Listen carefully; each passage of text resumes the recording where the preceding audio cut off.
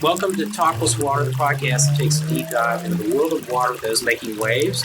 My name is Todd Votteler. I'm your host for Texas+Water, and I'm the principal of collaborative water resolution and some other things as well, which I'm going to cut short, so that we can have a little introduction from Sam as to where we are today. Awesome.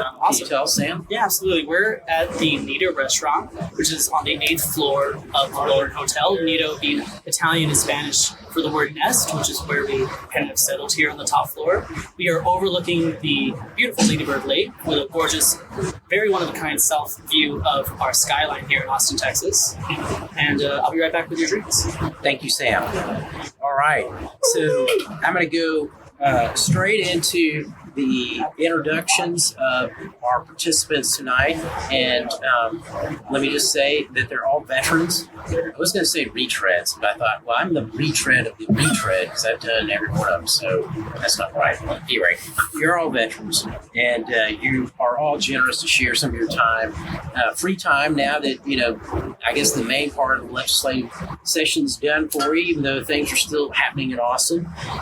So let's go around, and I'm going to, point to you, Carlos, to begin, and you need to tell us what drink you've ordered. You don't have your drinks yet, but the rest of us have our drinks, so we have to mention that. And he's taking out the book, and he's looking it up, what he got. Are you ready? I am ready. Okay, so tell us who you are and what you do and what you drink. Carlos Rubinstein, principal of RSA H2O, and I ordered something called the Lesser Latitudes, which has gin, grapefruit, thyme, and tarragon. It ought to be good. Sounds good. Oh, Judy, you gotta say hi. Judy? Oh, hi, I'm Judy. And I'm having the with gin, lemon, orange, lime, and cucumber. Perry Fowler with the Texas+Water Construction Network. I'm just having a martini today. We're keeping it quite simple and clean. It seems appropriate. And I'm happy to be here. Yeah, excellent. Hi, I'm Sarah Schlessinger. I'm with Texas+Water Foundation, and I am drinking first and foremost water, because we always do, but as a side, a spicy margarita. Excellent. Todd, thanks for having me here. It's Jeremy Mazur. I'm with Texas 2036, and true to my Midwestern roots, I'm just having a 512 week this evening. Excellent. Excellent. Like it. So we're gathered here, beloved, to discuss what just happened in the legislature on water. And so who wants to kick off just their overall impressions of the session before we get into the big bill and then the other bills? Jeremy, you want to what's your thoughts overall? Let's wind it up. Let's time travel back 150, 160 days ago. It was still 2022. And I think a lot of us around this table were very bullish on what we thought the opportunities were for water and water infrastructure this session. We had some headline stories last session about substantial water system failures. There was data coming out of everywhere about leaking systems, oil water notices, sanitary sewer overflows. We had disasters in Houston, Laredo, Odessa, not to mention what happened in Jackson, Mississippi. And on top of that, 2022 was a pretty severe drought year. There were some communities, especially along the Rio Grande Valley, that are looking at days of water, due to the drought conditions. And so 150, 160 days ago, a lot of us were very bullish on how this would be a big water session. And to add fuel to that fire, we had a $32.7 billion historic budget surplus. And so I think, back then we thought this was the time to do big things for water, to make big appropriations for water, and to make substantial changes for the betterment of water policy. So that's what we wanted, but I think what happened was something different. That's an understatement. That's a great introduction. I agree with what Jeremy said, and I think if we're honest with ourselves, and yes, the session just ended, and whatever passed, and I'm sure we're going to talk about the good things that did pass, we also have to recognize what didn't, and the issues that we were facing, as Jeremy said prior to session, the ones that are probably going to go yet unresolved and wait for either water to be added to another special call session, which is not likely, or waiting for the next one to come by. When the session started, the only thing I would add to what Jeremy said is, as we were approaching bill filing deadline, I think all of us got really excited. We really, truly have a water session. Mm-hmm. We had excellent bills that were filed, and many good ones made it to the end, but other equally good ones, if not better, did not. And we know that we have some work to do to get them across the line next time around, because those conditions are still going to remain. Yeah, I think that actually, I know that everybody had big hopes and aspirations for the session. I think that a lot did occur. I think that water was one of the primary focal points of things that were being done outside of the normal and, frankly, a very difficult political environment. And as we've all seen here over the years, I mean, sometimes to accomplish these big things, it takes multiple sessions to get there. So I think that on one level, like, we shouldn't be overly frustrated with that, because there were some conversations that were started that need to continue. And I think you've heard it from everybody. I mean, on funding, I know we're going to talk about in a little bit. We're hoping for more given what's going on, but it's clear that there were other leadership priorities in the state, but water was still there. And I do think this was a good water session. And I think that when it really boils down to it, I mean, again, the water puns coming in when it boils down to it. When it boils down to it, on funding, there's never going to be enough for funding available. That's right. It really doesn't matter. And even if we would have gotten, $3 billion, yeah, that would have been a much better starting point. But we were allowed to have what we got, and that's no cheers. Yeah, and that's for no lack of advocacy or effort or anything else. And I think that everybody I would hope that they keep that in mind as we move forward. Because I think that we did have a lot of important conversations, and those are ongoing, and some of those conversations aren't finished yet because there's more to do with some of these things. So I'm going to be the very I'm going to try to be a cheerleader here as best as I can. Glass half full. I'm using my martini's actually only not even a third full right now, so we're going to have to address that soon. But I do feel like we made some progress, and Jeremy's right. We went into this session with a lot of great information, a lot of momentum, a lot of things that are happening that I think help to tee this up, and then we work through it, and it's hard. It's hard to make laws. It's hard to build consensus, and so now we're here. But I'm for the most part, I feel pretty good about what was accomplished. With that asterisk that we can always do more, I guess. Perry, the comment that you made, what I agree with the most is the water sector spoke with one more unified voice than it had in a long time. And that needs to be recognized, I think. Yes. Hearing you describe it, I recognize that as well. Well, and I think that policy can do that and money can too. And we had both of those things happening. And so, I don't know. Sarah? I appreciate that Jeremy started with a historical look into what we anticipated going into session. And I know in our last podcast together, we talked about what we anticipated thematically. And we knew that infrastructure, where water was going to be couched, we knew that infrastructure was going to be the vehicle through which water would be prioritized. And I think that we did see that happen. We saw that happen in a more nuanced way than it has in the past. Texas has addressed water supply, historically has addressed flood infrastructure, but I think having a fuller understanding of water infrastructure as being something that is supply, but also aging and deteriorating, and technical assistance and water loss and all these other components, to me indicates a more nuanced conversation than what has occurred in the past. And I thought that was positive. The other thing that we talked about kind of anticipating the legislative session is that we knew that key water agencies were going to be going through sunset, right, and that would become primary topics of discussion in terms of which vehicles some of these various water water policy initiatives would be addressed, and I think that we still saw that occur in some cases successfully and in some cases not successfully. So I think that, you know, in terms of going into session, I think we saw a lot of what we anticipated to occur carry through, but then also perhaps a little bit of disappointment around the final number and allocation at the end of the day. So, you know, thinking back to the early part of 2021, you know, the conversation kind of abruptly turned to water infrastructure because of, you know, what happened during Winter Storm Uri. And then we, you know, for the last 2 years, we've been talking about water infrastructure. And, you know, now we do have, you know, a new $1 billion fund, which will partially be addressing that. I almost feel a little bit, of course, we have the confirmation election. We need to talk about that, statewide election this fall.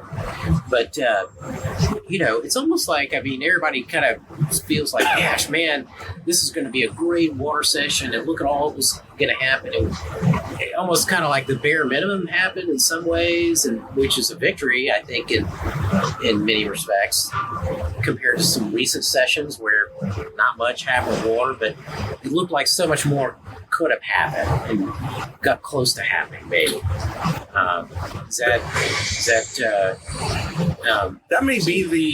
That may also be an unrealistic expectation that we set for ourselves. I don't think the bare minimum happened. I think a lot of good things happened. I did too. You know, now, do I wish other things would have happened? Absolutely.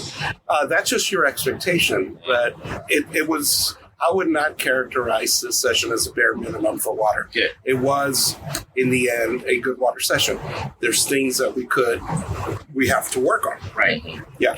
And there was, I mean, the energy and enthusiasm, I don't think you can discount that. It is coming from all the different sectors. And back to what you said earlier, Carlos, I mean, this is the first time I've ever seen so many different groups aligned that are in the water sector and not, at least in you know, being unified about the importance and need of it. It's becoming more of a part of the vocabulary and discussion about what's going on in the state right now.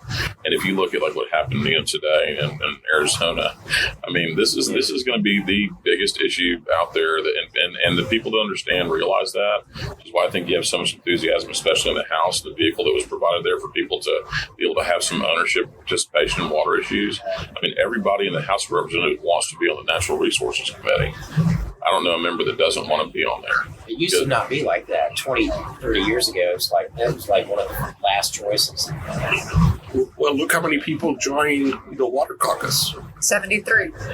73 in the House, or any Senate members, or is it all just for the House right there? It was a House-focused initiative this session, but senators and Senate staff were welcome to participate. But we focused on the House this session. Just to back and fill, what Perry is referring to in Arizona, I guess, you know, the report coming out that they don't have enough water in Phoenix and are going to be, you know, cutting back and trying to figure out what they can do. I haven't heard the full story. Yeah, and I saw some of it. You want to just? I mean, the basic fundamentals of it are that they've had basically unhinged growth in suburban areas there, and they don't have the water to satisfy that growth. And also in their urban areas, they've been able to determine that based on modeling. So I'm sure somebody wants to talk about later, and whether or not we have enough adequate resources for that here. Again, that's not in my area. I'll let someone else speak to that. But basically, they've come to the conclusion through their planning processes that they do not have the ability to have adequate groundwater resources to sustain their major metropolitan areas and growing suburban areas. And they are saying that publicly. And if you listen and look at some of the press around this and what the links that people are going to get water from other places, other states, I mean, it's really just kind of shocking. I know there's been some discussion about water transfers and things like that. I mean, it's all of these different things that are kind of colliding right now in the Western water situation. It is an absolute crisis to the extent that now the federal government's having to interject. So I think that there's a discussion that's happening that's honest around water that really is only ever going to be resolved with good science and funding and a commitment to do it. So again, back to bringing it back here, those discussions were happening. We had a lot of them. there are a lot of great discussions. And I think that when it boils down to it, we have to identify where the barriers are to getting these things moving forward, whether it's a good idea, a bad idea, building consensus, whatever it may be, and so we need to kind of focus on that at this point. And again, we just want to build the stuff. For us, I'm not the scientist or anybody else, but we know that we need to do these things with the state of the infrastructure. So we're excited about it. We do have a lot more resources now coming into, the next year. And, the board got successfully through the sunset process. I don't think there was a lot of meddling going on with anything, which was nice. I think everything was fairly above board. So I don't know. I am cautiously optimistic and somehow force myself to be, because if I get negative on this stuff, then I don't want to bring anybody else there with me. But no, I think we have the framework for some good things. We do. And everyone here at this table is rolling that, and so it's an honor to be sitting here with y'all. And the good framework starts with the headline water bills from the session: Senate Bill 28 and Senate Joint Resolution 75. And I think this package is notable because it provides a new foundation to orient different aspects of our state water policy, partly towards developing new water supplies, but that's also already addressed by the SWIFT that the legislature and voters created 10 years ago, but also to create this new Texas+Water fund focused on water infrastructure. And this could be our aging, deteriorating drinking water systems that are suffering from boil water notices, water outages, and so forth. Water loss as well. Exactly. Thank you, Sarah. And so the legislature did something that is not insignificant in passing Senate Bill 28 and SGR 75. But I also think that the $1 billion they appropriated towards this is a meaningful down payment, and I emphasize the term down payment, for what we ultimately need to do to address our state's long-term water infrastructure challenges in the areas of water supply and fixing our aging, deteriorating water systems. So, question on that: the $1 billion was the House number originally? No, Senate number. Sorry, House proposed $3 billion, right? I heard some discussion. Some people were telling me, "Oh, it's going to be $5 billion." You just wait. A lot of us were pushing for $5 billion. Yeah, and so some of the. I'm a little confused about this, but some of the money that was available in the surplus is $10 billion or something like that is being held over for the next session or something like that. And so we've got $1 billion if the voters in November say yes, which 10 years ago, SWIFT, et cetera, 75% of the folks who came out and voted in favor. And, hoping to maybe have a similar result this time. But, what about that? What did you just do? There was a spider. There was a spider that was wanting to crawl on Sarah. That's the problem with having, an event outside. You know what's going to happen. We had a hawk buzzing some minute ago, and now we got a spider floating in the wind on its web. As long as we're paying attention. So, $1 billion, not $3 billion or $5 billion. And I just, any thoughts about that? Why you think we didn't get the higher number? Well, here's the interesting thing. It's like we did start off thinking like $5 billion was a reasonable place to start. And even at $5 billion, when we looked at the magnitude of the cost over the next 50 years, which is in excess of $100 billion, we thought $5 billion would be a heck yeah. Let's get started in fixing these problems with our aging water and wastewater systems. I think what we saw as the session progressed was that there were other policy priorities that legislative leadership and members also wanted to address. There were workforce issues, cybersecurity, firming the grid, trying to resolve the issues that we endured during and after Winter Storm Uri.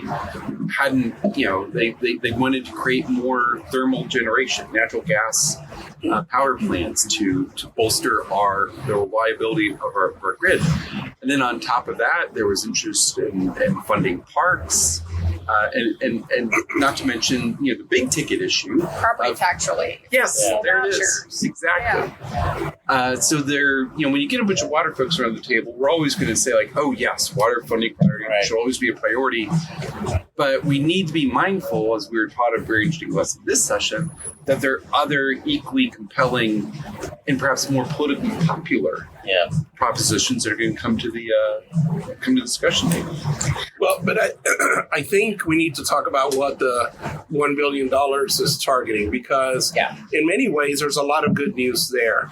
Is it enough money? Absolutely not. Would $5 billion would have been enough money? No. I think we all know that. And so when Jeremy talks that $5 billion would have been a good down payment, he's not understating that. I mean, our needs exceed that amount. But what Senate Bill 28 did that I did like is it targeted a volume of water over 10 years to create. It's a good goal. Rather than having a goal of let's get X number of dollars out per year, now it's how much water can we create over 10 years. And it speaks in part to what you were saying are correctly so, the problems in the western states. It's 7 million acre feet, right? 7 million acre feet over 10 years. The Senate Bill 28 also provided money for technical assistance. That can be, I'm not sure it's going to be, but it can be a game changer for small and underserved communities. And so that's a positive thing. Senate Bill 28 targets line losses. Why are we going to go develop new sources of water if we can't take care of the sources of water we have today because we're wasting it? And so in that regard, it's good. Senate Bill 28 did not allocate money for economically distressed areas. Senate Bill 28 did not allocate money in a perpetual, sustainable way for our future water needs. And so you got to, on balance, I'm glad it passed. But it kind of goes to a point, and I'm glad that it passed, talking about those three elements in particular are great. Let's create new water, let's provide technical assistance, and let's go find leaks and go fix them. All of that is good. That's not all that we need. No, it's not, but I think that, again, it provides the foundation here. And it's like what you're talking about. Until a community understands what their needs are and what they need to go about to address those, then they're going to be paralyzed.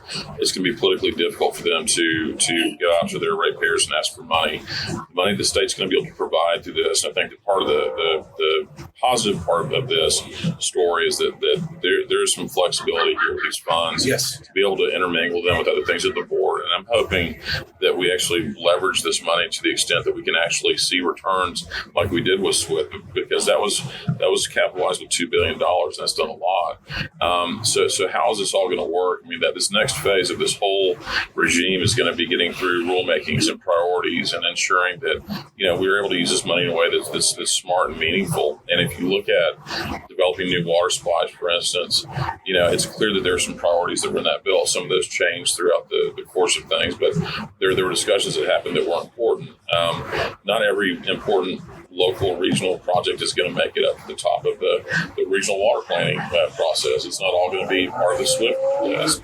This does give some more flexibility there. And I think that when you look at the fact that people are actually getting serious about things like desal, about the ability to convey and move water, the fact that we did manage to get ASR in that bill and kept in there. I wish we could have kept reuse in that bill. The future of this state, and I talk to my contract members all the time, and they say constantly, reclaimed water and reused water is one of the most important things that we can do as a state to be able to ensure that we're using this water properly and maximizing it for areas that are stranded. I know that there are concerns about, contributing water back into, our rivers and lakes and streams and everything else. That's a valid concern.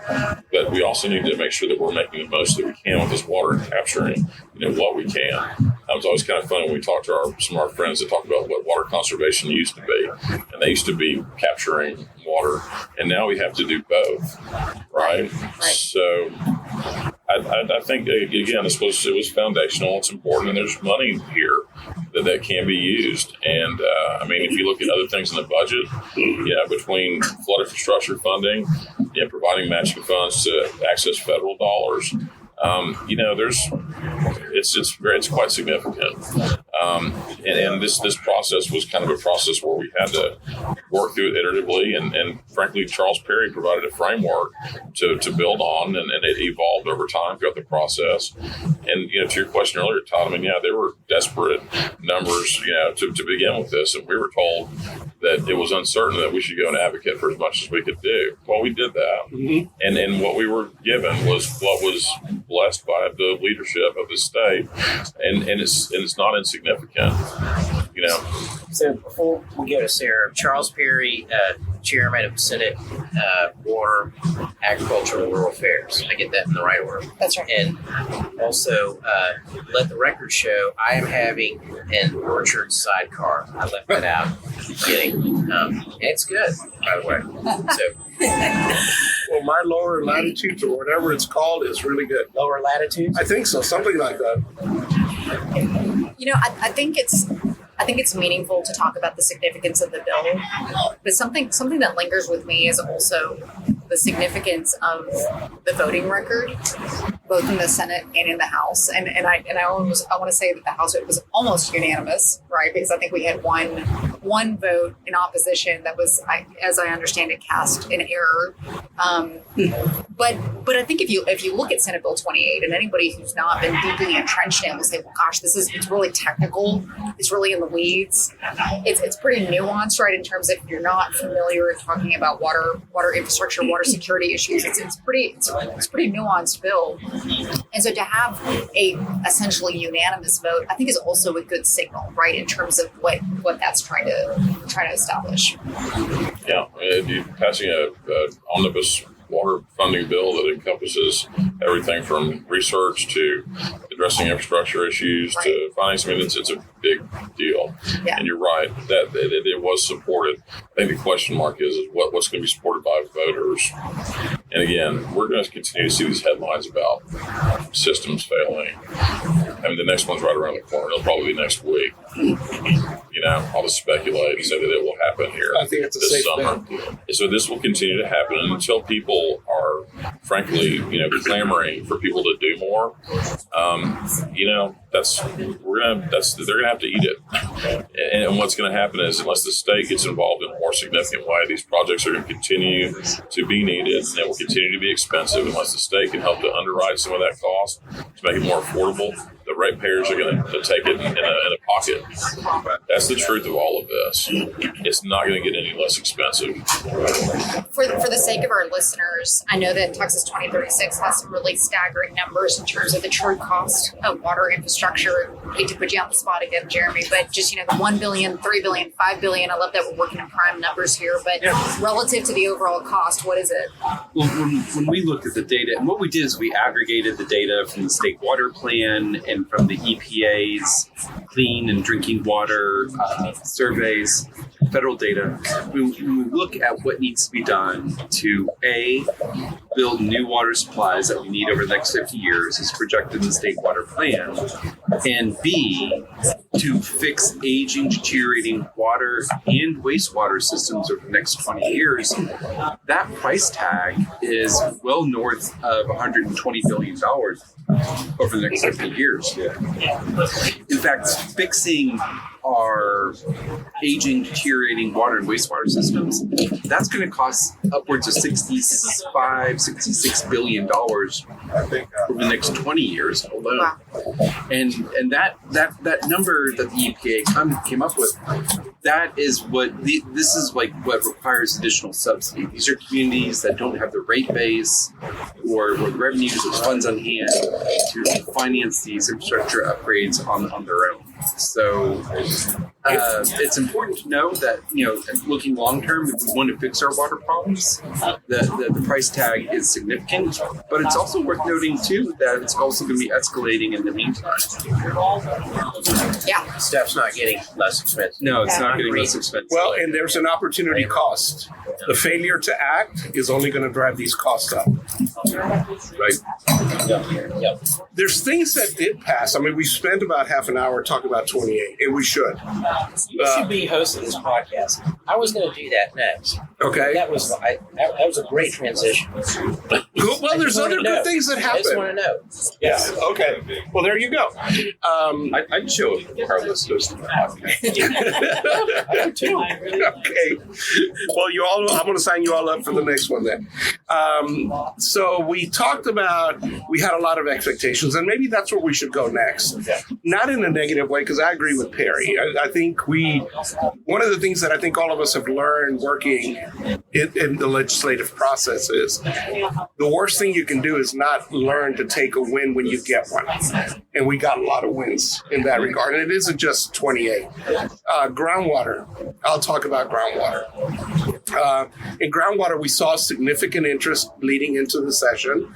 A lot of folks complaining, rightfully so, that the process was in which we are allocating and permitting groundwater, and particularly now for movement of one area where it is to where it's needed, is bringing impacts. And that causes the recognition that our science, as good as it is not perfect, because science by definition is never done. It's never perfect. Our modeling is good, but it could be a lot better. Our modeling doesn't capture everything that it should. But in groundwater, when I look at the bills that passed, a lot of bullseyes were actually hit in that regard. If you want to talk about sustainability, and I'm not covering these bills in any priority order. I'll tell you the ones that I care for the most. But one minor bill that people may, easily overlook is Senate Bill 2440. And I think that's the Chairman Perry bill, where it calls for now subdivisions that are being developed. It hits on what you were saying about Arizona. As a plat is being filed, now you have to certify that if you're going to rely on groundwater, that the groundwater is actually going to be there. Think about, easy to explain, right? Yeah. But think about what that means. That means we're going to have to be able to justify that groundwater is going to be there. Right. That means we're going to go back and look at modeling. Jeremy, you want to jump in? Yeah, that is like a huge groundwater bill. And Texas 2036 supported it because what it basically says, like Carlos, you said, if you're going to build the development and the development's going to be served by groundwater, you have to certify there's enough groundwater to serve that development over 30 years. And that bill was introduced because evidently there had been some developments proposed in West Texas in the Panhandle. And in the Hill Country. Where there was just simply no groundwater. Right. And so there's just no water available. So people are going to buy these homes, start a new life in a new home, and lo and behold, your faucet's going to run dry. How enjoyable is that? Well, and I'm helping 4 subdivisions right now in the Panhandle near Lubbock that were developer driven. They're not high-end subdivisions, but the people that live there have every right to have the services that they expected. Unfortunately, the developer passed. All of them are on groundwater. Nobody's maintaining the systems. And there are questions as to how long the groundwater will actually be there. And so those kinds of issues, sooner or later, somebody's going to have to pay to fix that because those are Texans, right? Well, when the middle-class housing becomes a colonial situation, I tell you what, that's going to change real quick. Right. That's right. What I find amazing about this Take bill, note, whoever's listening to that. Get on there for passing that bill. is that the legislature's also begun to recognize tacitly that there's a sustainable pumping limit to groundwater. And that, they haven't gotten exactly where we want them to get with regard to the data, with regard to how much water is actually available in an aquifer. But this bill acknowledges that there are limits to groundwater and that groundwater is not an infinite resource. And, as Vanessa Puig-Williams would say, aquifers are infrastructure, but there is a limit to how much that infrastructure can sustain the communities that rely on that water source. Well said. And I think that's what a simple bill like 2440 can drive so many very good discussions on water. Is our modeling accurate? How can we justify that we're saying that there will be groundwater there? How will GCDs, groundwater conservation districts, now going to be able to say, yes, we can stand by this decision, that it will be there, and it will be there for this period of time. Look at what's happening here with water transport. Not to knock water transports. Water in Texas is going to have to move from where it is to where it isn't, but it comes at a cost to the area of origin. Let's go on a couple of other bills that pass that are important. During the interim, a lot of us, because we're on the 10th year of how we're doing joint planning and development of desired future conditions. And as good as it is, it could be better. Well, we had a bill that actually listened to those concerns, House Bill 3278, and it strengthened the justification that people are going to put in the explanatory reports leading to the adoption of desired future conditions. Again, a very positive step forward. We need to remember that we need to continue to we got an ambulance going through. And somebody doesn't know how to get away from that. They just moved here from California. They don't know how to Stop that. Yeah. Sorry, that's not nice. They're from Indiana. We got there you go. Yeah, Arizona, that's better. New York. There you go. Now We they're got getting through. rush hour traffic, and we got a bridge, and we have an ambulance trying to get across it. I hope I'm not the person waiting for that ambulance. That's all I can say. I don't know. You know, I used to run an EMS service in a previous lifetime.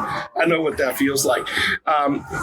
There were a lot of concerns about if you develop a large project that is going to rely on groundwater and you impact my well, and I've been an existing user, who's going to pay for those impacts? House Bill 3059 passed now. It doesn't mandate a mitigation fund, but it allows all the GCDs, groundwater conservation districts, to create a mitigation fund. That's a huge step forward. It speaks to what Jeremy was talking about, sustainability as well, and recognizing it. There was a specific local bill for the Lost Pines doing the exact same thing, Senate Bill 1080. I'm glad it passed, but 3059 opens it up statewide. And Everybody can do that. It's a recognition of impact. it is a recognition of impact, and there's a recognition of a cost to the area of origin, Sure. which is absolutely Which is new. Well, Yeah. it goes to what Perry was talking about, the example he gave in Arizona. If you don't recognize it, those problems are going to linger. So these are things that the legislature passed that are positive for future Texans, right? Yeah. A couple of others. Sarah and I can agree, and we can disagree in this. In many respects, I know it's Setting coming. you up I know there. it's coming. no, she knows what's coming. I have often said that groundwater conservation districts have been set up to fail in many regards. It's not a knock against the groundwater conservation districts. They have a tough job. Yeah. We charge them with making permitting decisions on a limited resource at a local area. We don't provide them the resources to do that. The modeling that we have is suspect because it can be improved, and we could speak another hour on that, and I'm not going to. And then if they get sued, we don't defend them as a state. And so in that regard, I think they've been set up to fail, right? But another concern has been is how is your locally elected groundwater conservation district being responsive to the local landowners? Well, we had a bill that passed, House Bill 2443, that allows for you, clarifies how local users of water can petition for a rule change. And then to make sure that it's all wrapped up and done well, House Bill 1971 added very clear distinctions. So if you're going to serve on one of these groundwater conservation district boards, then you cannot have a conflict of interest. And if you're there not to make any decisions and you continuously abstain or are absent, then you need to get off that board because these are meaningful decisions. So when you wrap all of that around for groundwater, not a bad session, right? Quick question about that last one, conflict of interest. Now, that would not mean, hey, I have property in this district and I use groundwater. It's something else. I'm not voting on a permit in which I have a financial interest in. Okay. And I think that those are good policy decisions. So do I wish that we would have gotten more for groundwater? Heck yeah. We failed to invest in upgrading our groundwater availability models. We still to this day don't have models, either surface or groundwater, that are able to discern and quantify quantify the groundwater surface water interaction. But all in all, these bills are not check the box type of bills. Right. They're meaningful. So for groundwater, not a bad session. Pardon me for my ignorance here, but is it an issue of funding or science? What's lacking to make that happen, or political will? Is it all of that? It's I don't know if it's political will as much. I think it's we are recognizing that in Texas we have chosen to treat surface water, which all of us have a great view of right now, and groundwater differently. We all know that, but we don't need to get into it. It is the law of the land. It is what it is. But because we have chosen to treat them differently, we shy away from a meaningful recognition and discussion that surface water and groundwater interact, and that they interact in two ways. Groundwater percolating up contributes to streams, that contributes to our rivers. A losing segment that is recharging groundwater is another kind of interaction. But again, because we have chosen to separate how that we manage them, if it's surface water, it goes to the state. If it's groundwater, it goes to local jurisdiction. We have not yet bridged how we quantify where they're interacting. And if you go and talk to the people on the Brazos River in particular, in San Saba in particular, out in Fort Stockton, in other, down here at Jacobs Well, we know what happens when those interactions occur. Our models were not developed to quantify those. Funding can fix it. It wasn't an intentional omission. It's just part of the process. Are we still friends, sir? Yes. Okay, good. Forever. Forever, okay. But Carla, she's got a very sharp knife in her hand right there. I don't know. No, but at the end of the day, again, like, so money, right? Yeah. We need more money. Yep. Okay. For all this stuff. For everything. For everything. And we have more money coming in than normally we would have right now, but it's not adequate. So we're going to keep having this conversation. We're going to keep seeing communities having issues, making incremental progress with all these fantastic people that are working hard to, make a difference and have some incremental progress. I think that things are looking up. We need to make sure that this funding that we did manage to accomplish, that it gets used properly and it's done in a timely way. I mean, a lot of the discussion was about, well, how do you provide funding that doesn't have all these federal strings attached? How do we ensure that it goes out unencumbered? How do we ensure that it's done efficiently, that it works well? How do we ensure that the water board, which is going to be the entity that's providing most of this funding, is able to administer it properly? And so to get there, we still have to get past a vote in the fall. And there's how many, Jeremy, you're going to know this, how many constitutional amendments we're going to have? 7, something like that, more? I think it'll be north of that. And how many of those deal with money specifically? Probably more than half. Okay. So we're going to be talking about billions of dollars in priorities going out to the state of Texas. And we just have our one little billion that we need for water. I'm frankly a little bit anxious about that because we're kind of kicking the can out to the voters here to decide whether or not this is a priority again. I'm not worried about that. I'm not I think it's going to pass. Okay. But I think because you're referencing that we need more money, I think it's good to have a discussion on 169, Jeremy. Yeah, I mean, I'm not anxious for when we looked at the data, we know the Texas voter poll data, voters broadly support funding for water supply and aging water infrastructure. So I'm confident that we're going to see success with whatever the proposition is in November.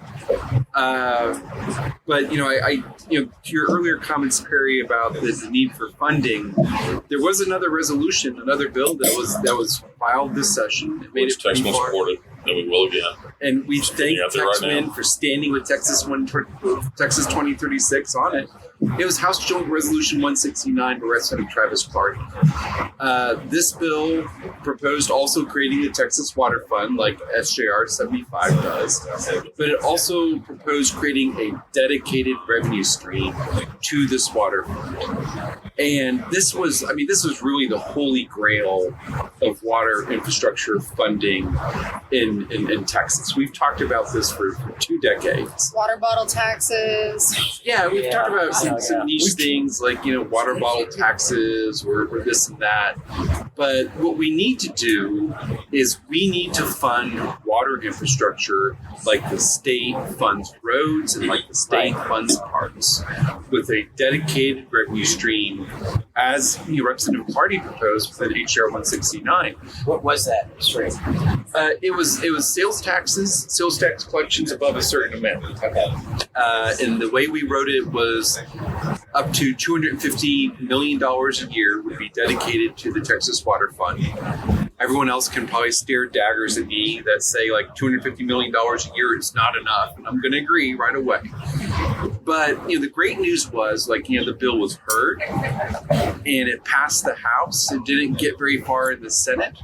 But we can see that there's clearly some political recognition and interest in trying to establish a dedicated revenue stream for water moving forward. And I have to say, for me in Texas 2036, we were really encouraged by how far 169 made it this past session. There's a lot of respect I have for Representative Party, and he deserves significant commendation for his leadership in the Texas water policy arena for introducing 169. I think that's a discussion that needs to continue over the interim, and we need to see something like that again next session. I agree. Jeremy, I only because we had this conversation earlier, I'm also really eager to hear from your perspective some of the other bills that passed that you think are significant, because I know there was some regulatory reform that you were supportive of and excited about. Yeah, that was another. One of the big. There's several big themes we had this session. We had groundwater that Carlos talked about. We had water infrastructure funding that we all talked about. I think there was also the other big issue. There are a couple other big issues that we had. One of those regulatory reform. Second being water data. Right. And third being water workforce. Yep. In the water regulatory reform, there are 2 big bills that passed here. One was House Bill 3232, and compliments to Representative Glenn Rogers from North Texas about this, which removed a regulatory disincentive for the consolidation or regionalization of water systems. Basically, the way it works right now, if you're a troubled water system and a healthy water system absorbs you as part of regional system, then your TCEQ violations transfer to the absorbing utility. And let me just say, having worked for an entity that did that, and then got fined immediately, that's crazy. Yeah, congratulations for doing the right thing. Right. Here's your fee. Here's your bill. Yeah. Fine, yeah. And so what we did was House Bill 3232, and this was based off of stakeholder conversations that were part of the stakeholder groups that Water Finance Exchange, Texas 2036, and the Texas+Water Foundation hosted last session. Was this is a regulatory disincentive that needs to be reformed, and House Bill 3232 passed, and it fixes that issue. Another big regulatory reform bill that passed this session was Senate Bill 893 by Senator Zaffirini, and this addresses the PUC's handling of minor technical corrections on water and wastewater utility CCNs. And this has been a complaint that we've been hearing on and on for the past decade since the regulation of water and wastewater utilities was transferred from TCEQ to PUC, where everything going before the PUC needs to have its own hearing, contested case hearing. It takes a lot of time. You got to pay lawyers, and so it costs a lot of money. And so 893 was a very common sense approach to streamlining some of these processes to take them out of the administrative contested case hearing and provide the executive director with broad discretion to approve these minor changes to CCNs for water and wastewater utilities. And CCN is? Certificate of Convenience and Necessity. Essentially a utilities jurisdiction. Yes, their service area. And so we saw some good stuff on water regulatory reform. But Sarah, another big issue that we've always been talking about is water workforce. Right. There's clearly some challenges there, right? Right. There are. Those were allowed through the interim hearings. I was surprised to hear that they weren't addressed more through session, but I think that in terms of infrastructure and the funding mechanisms, I think it was clear in terms of what the priority was going to be. There was one bill that addressed some water workforce issues that would change or incentivize a operating license through high school level criteria. That was there.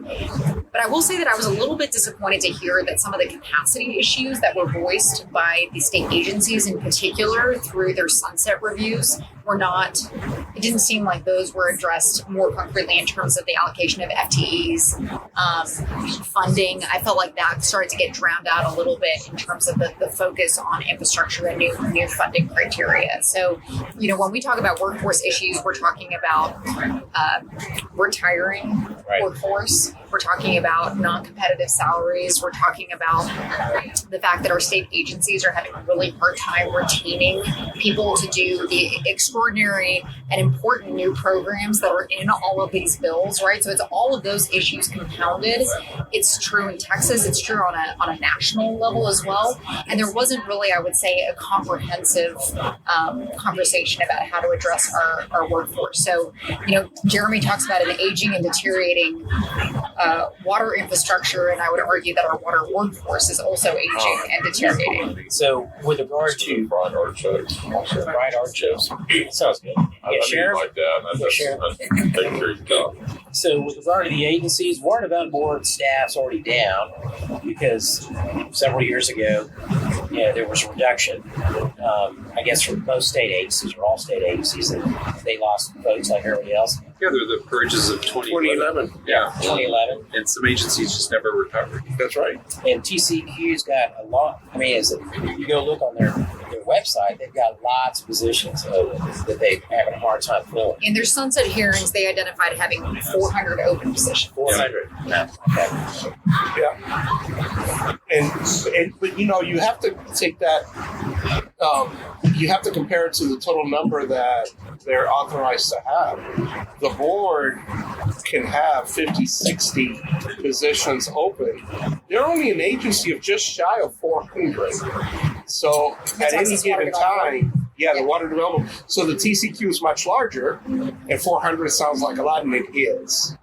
Certainly don't want to lay that down, but it's part of the cost of doing business. The other part of it is that the wages themselves, the industry is treating the state as the training ground. They'll let you go there, you work over there, you put in 1-2 years, you learn what the program is about. They offer you a little bit more money, and you leave the state. Yeah. And I mean, it was a problem that we had when I was deputy executive director at TCEQ. It just has gotten worse. If that's bad for state agencies, imagine what it's like for utilities. Yeah. And that's something that I know that you and the foundation are working on a lot and trying to recognize. We are, and I think one of the big challenges is that we don't really have statewide visibility in terms of data on what those challenges are. We have a lot of sector-specific data around where they're having a hard time retaining staff or recruiting staff, but from a statewide perspective, there isn't a really clear view. And so Jeremy and I were talking a little bit earlier about how that's something that I would forecast for the next session and through the interim, that there's going to be a little bit more conversation about. I know that it's happening at a national scale as well, and so I would hope that as a state that we're going to take workforce issues a little bit more seriously moving forward. Doesn't that kind of factor into the cost and value of water? I mean, we always try to talk about, you can't see it, you can't feel it or touch it on the infrastructure side, but the human capital side is just as significant. Yes. And we can't go out and build these, multi-million dollar, billion-dollar projects, which those are coming. We got one coming in Austin here pretty soon. We can't keep building these and not ensure that we have the appropriate personnel to be able to take care of it. Sure. It's hugely important. And so if you have to have the adequate salaries to be able to retain and attract these people, whether it's at the state level or locally, then you're basically putting your system further at risk. So how does that cost factor into what we're paying for with the water that we absolutely need? Yes. But what I like to say is all these state investments that we're doing in local water and wastewater systems, they're going to be meaningless if you don't have operators there that can competently run those systems at the end of the day. And that's why the water workforce issue that Sarah described earlier is so critical. I mean, if we want a revenue stream for water, if we want more money for water, so we can fix our aging, deteriorating systems, build new water plants, new desal plants. If you don't have qualified people there running it, I mean, it's just. I'm trying to think of a good start. There's one option. It's to outsource. That is correct. That there is an option there, and that happens a lot. So But it comes with a cost. It does come with a cost. So buyer beware. And that cost ultimately is going to go back to the ratepayer. Yes. Right. And so if you want to kick the ball, down the way a little bit, that's what it's then that's what's going to happen. That's what you're creating. Well, and in the meantime, I mean, in addition to the three workforce challenges that I identified, right, in terms of the operator challenge, Jeremy, that I think is so important. There's also the capacity issue for applying for the funding that is going to be made available through Senate Bill 28 and the joint resolution, or through the Bipartisan Infrastructure Act, the match funds that we approved as well. A lot of the capacity issues, and I think this is part of the broader conversation around workforce and capacity challenges, is do you have the right technical skill sets to write those applications, to manage those funds once they're approved, to manage your finances so that you are approved, right? That's part of that technical assistance discussion as well that several organizations are involved in. And I think it's meaningful that it was included in the conversation, but there's still more to be done on that front. And the worst, 7,100 water utilities in Texas, most of them tiny. You probably don't have people on staff that have that experience. Sure. And what about the communities that don't have a well-functioning utility or a utility at all? That's where I wish we could have achieved more this session. Colonias. I mean, did anything happen to help? There were two bills that were filed to extend the bonding authority, or the authority for the board to issue bonds for the economically distressed areas program. That one made it through the House and it never made it out of the Senate. There was another bill that would have restored the grant capacity of EDAP, the economically distressed areas program. Remember when EDAP was last reauthorized, they dropped the grant from a 90% grant to a 70% grant.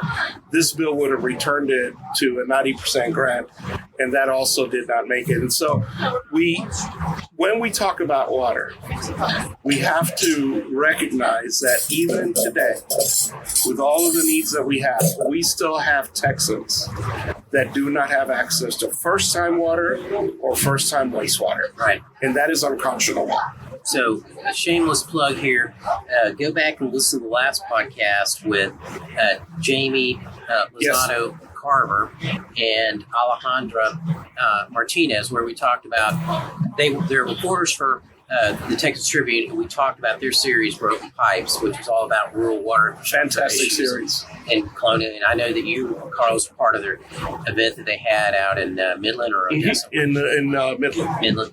So, I was just thinking about that. I mean, there's so much discussion about colonias 30 years ago. I remember there was it become a big issue all of a sudden. People recognizing it. I was like, gosh, not much happened. It seems like since then. No, but again, it kind of reminds me of when you were asking for dates of when we could all get together and talk about this. You like to attach a title to your podcast, right? And I haven't discussed that yet. No, but I actually like where we ended up. Okay, so your vote is for a New Hope. Me too. Okay, New Hope. And I think you were New Hope also, weren't you? No. No. I am hopeful, and I'm still going to be the eternal optimist, even if I sound dour here. But no, I'm in for a penny, in for a pound is my deal here. I'm bullish about the future. I think we did something, and I think that if you don't feel like you're a little bit disappointed, then you probably didn't work very hard, or you weren't very closely involved with what's happening. We all wanted more, but the capacity and the opportunity for more is great, and that's what I saw. I saw people actually getting together and doing things. I saw commitment from leadership to do something significant, and now we have a vehicle that we can put money into. So if we can find a way to get that money, Jeremy, 2036, Travis Clardy, everyone else, to have consistent revenues to do some things, that's going to be great. It's like the flood infrastructure funding, you can't. That is just money that's going out the door. When people are paying for water that they're purchasing, that is a revenue that can be capitalized and leveraged and used to do things. We have the Water Development Board is a fantastic big thing. It does some science and other things too. We need to be able to have adequate capacity there to do this stuff. So we're on the precipice of something I think significant that's aligning with a need and a knowledge that's growing out there. And I think we're making a lot of progress. So no votes for Crimea River or water under the bridge. I told you that. I would never vote for Justin Timberlake. Strong as it matters. Yeah, Crimea River. I would have voted for that only because it promotes recharge. There you go. So, but no, I think New Hope, and I think Jeremy, you're the first one to pick New Hope. I wanted New Hope largely because I've grown up with Star Wars for the past 40 plus years, but it's one of those things where there's a lot of drama with this session where it's great expectation, great anticipation. Through the course of the past hour, there's been a slight amount of disappointment with regard to the amounts appropriated, and we didn't really talk about some of the great bills that made it out of one chamber just didn't get anywhere. Right. There were some massive casualties with regard to forward-thinking bills about water markets, about sustainable groundwater planning, regionalization, regionalization, 2701. Yes. EDAP, the two Representative Gonzalez bills were extraordinarily good. There were model sustained pumping. Yes, that one by Representative Casal. And then even the one requiring that GMAs document their progress in achieving a DFC. Yes. No-brainer. Still made it nowhere. There were substantial casualties this session. And, on top of that, as I said, we didn't do as well as we thought we hoped we would do with regard to the funding opportunity. But I think the wisdom of SB 28 and the wisdom of SGR 75 is that they lend themselves to being open to future amendments, creating that revenue stream. And so that's my new hope. And this is very different from what we saw 10 years ago with the creation of the SWIFT, which was written in a very specific and particular way that it didn't necessarily lend itself to the new hope that we have for the Texas+Water Fund. And I talk about something that's totally off the table right now that we haven't discussed, that we don't normally discuss. We're in overtime. Just really So quickly. go ahead.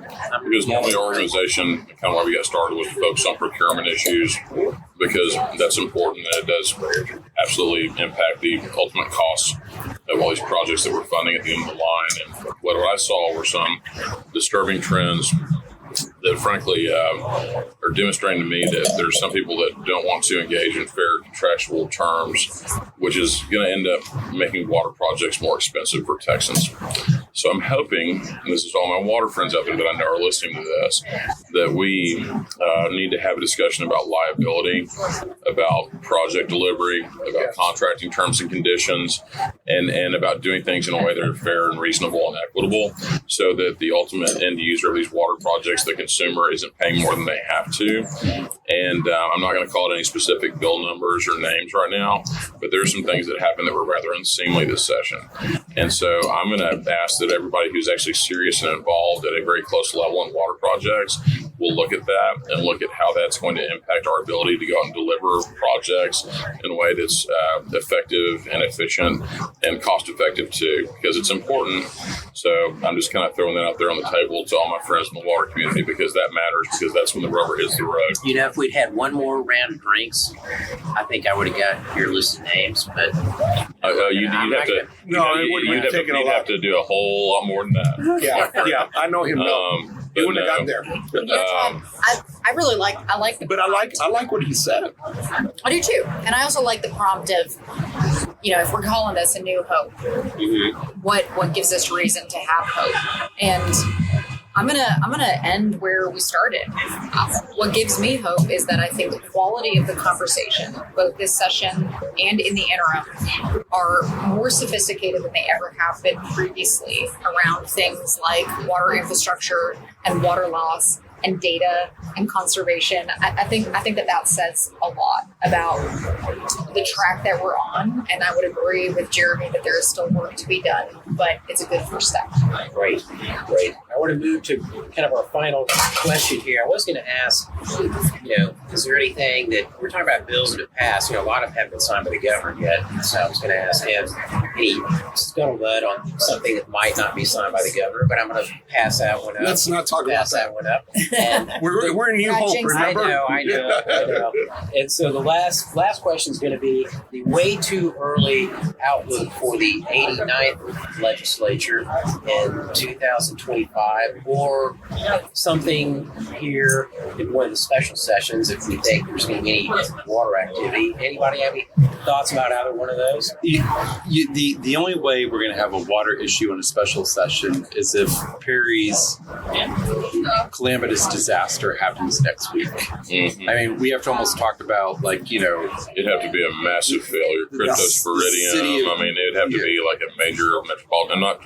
I'm not advocating for that. You're not. No. But you're right. It has to be on a scale like the city of Dallas's water infrastructure catching on fire. It would take something of that scale. That would certainly get people's attention, wouldn't it? But I tell you what can happen. We have already heard. I think one of the things we learned going into this session is that water and power and food are inextricably linked. Right. We heard towards the end of the session that we may not have enough power for this summer. If you don't have power, you're not moving water. If you don't have power, you're not treating water. Something like that can really bring it. Now, I know one thing. I know that those of us around here and many others like us are going to keep talking about these issues. And we are, the day that they went sine die, you tally up what passed, what didn't, and now you know what you got to work on next. But what I do like is where we began. More than anything, I saw the water space speaking with one clear voice better than I had in a long, long time. And that's good. It is. We made tremendous progress there. Yeah. So we covered your special session question. Yep. I think it still remains what happens during the interim and next session. And I would say, we've already heard Jeremy say, got to keep working on that dedicated revenue stream. Yeah. Yes. And workforce issues. That's my forecast. Yeah. We have a framework. It exists. We know what that is. It's more. The answer is more. There you go. And it's hot. It is hot. It's gotten hot up here. The sun has. Perry and I are on the sun side, and so is Judy. I'm melting. I don't know about you.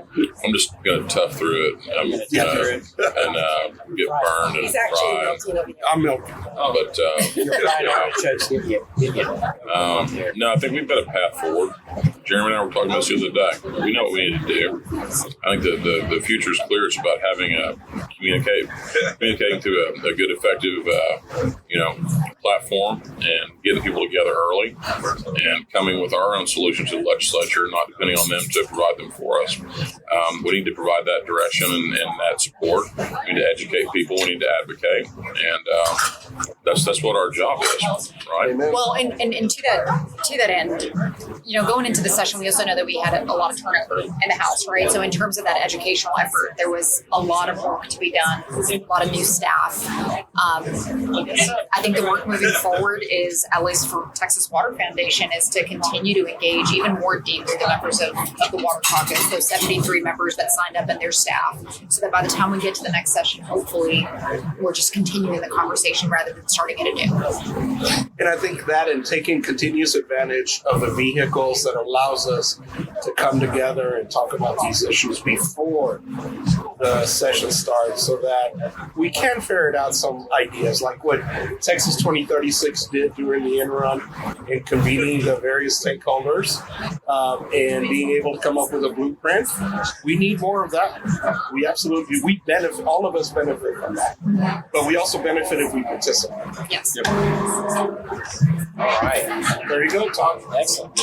Okay, so I think we're ready to wrap it up. This is the record long podcast, by the way. We've now set the record. So congratulations to all of you for that. And for surviving the session.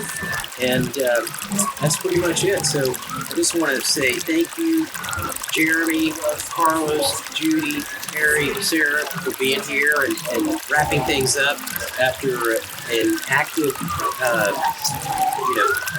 several months of water being front and center for the state of Texas. And just want to also thank you listeners for spending your valuable time on this podcast. And then finally, I want to give a big thank you to Anna Huff at the Meadows Center for Water and the Environment at Texas State University for getting each one of our episodes of Talk+Water ready to flow. My name is Todd Votteler. Let's talk water again soon.